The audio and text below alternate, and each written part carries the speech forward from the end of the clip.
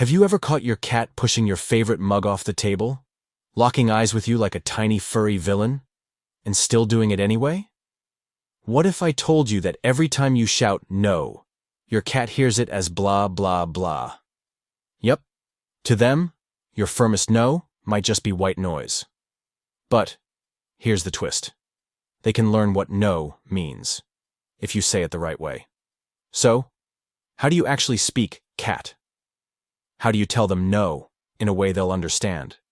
And more importantly, listen to? Get ready.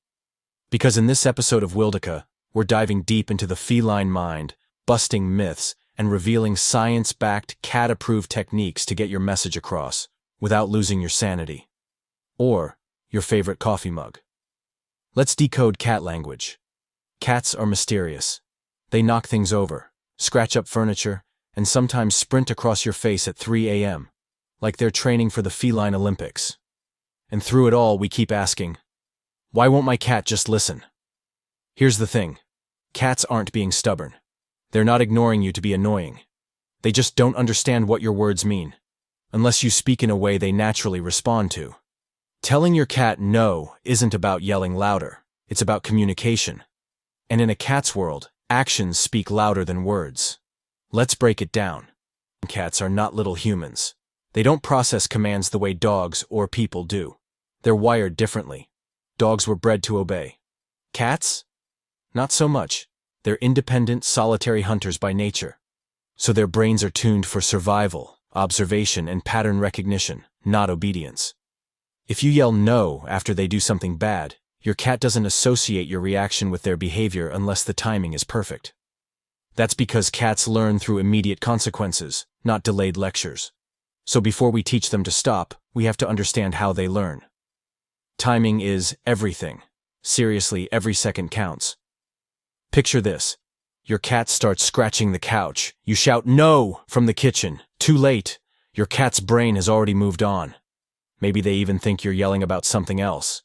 The window, a bird, your phone ringing. The golden rule: respond immediately, within 1 to 2 seconds. If your cat does something unwanted, your reaction needs to happen right then. Not after, not a minute later, right away. That's how they connect the dots. So the next time Mr. Whiskers starts chewing your charging cable, act instantly. Timing is your secret weapon.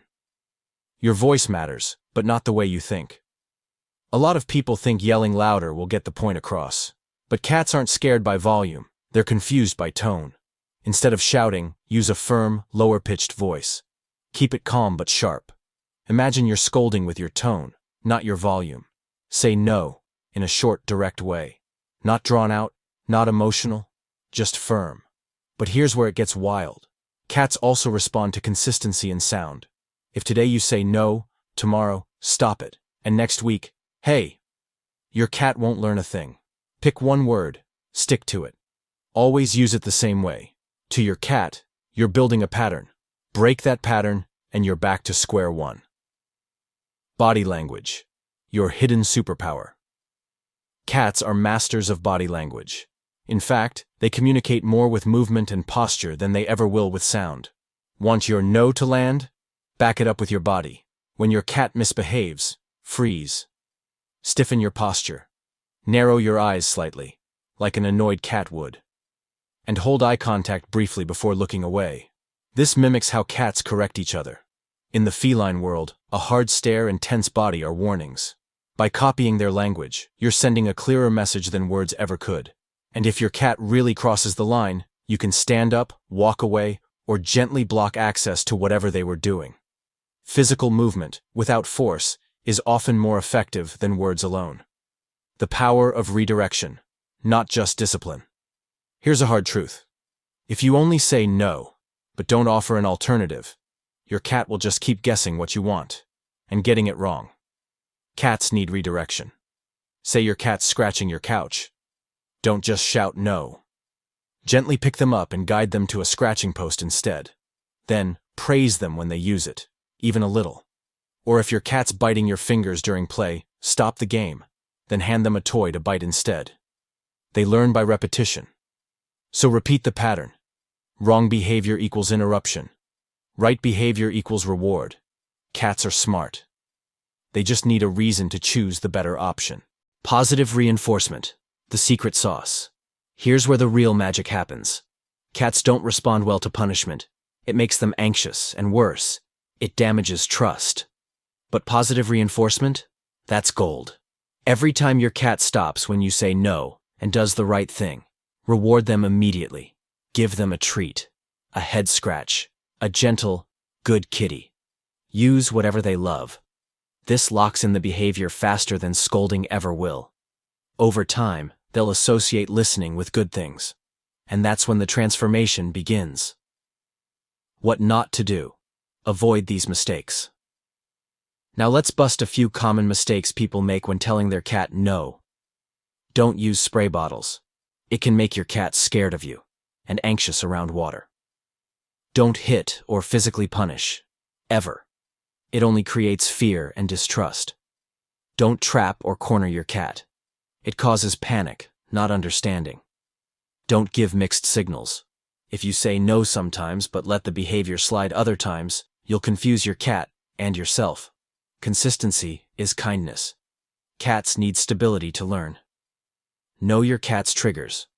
Sometimes a cat's bad behavior isn't mischief. It's communication. A cat scratching furniture might be anxious. A cat peeing outside the litter box might be stressed. A cat biting might be overstimulated.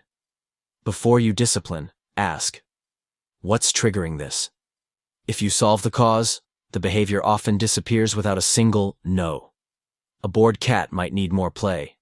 An overstimulated cat might need less handling.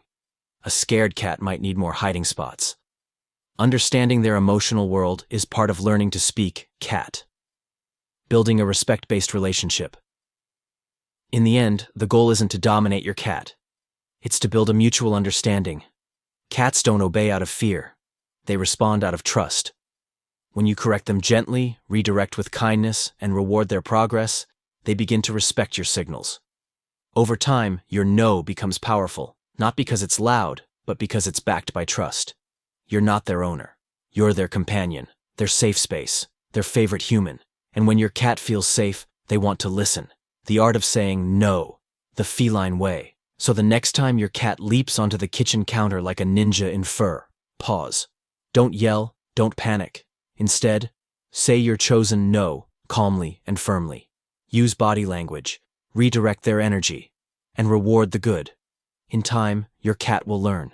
They'll start responding, and that mysterious little creature will understand more than you ever thought possible. Because when you speak their language, they start listening to yours. Thanks for watching this episode of Wildica, where we dive into the wild world of animal minds, one whisker at a time. If you found this video helpful, give it a thumbs up, share it with your fellow cat lovers, and drop a comment below. What weird thing does your cat do that drives you nuts? And hey, don't forget to subscribe for more animal wisdom, feline facts, and all things wild. Until next time, stay curious, stay kind, and speak cat.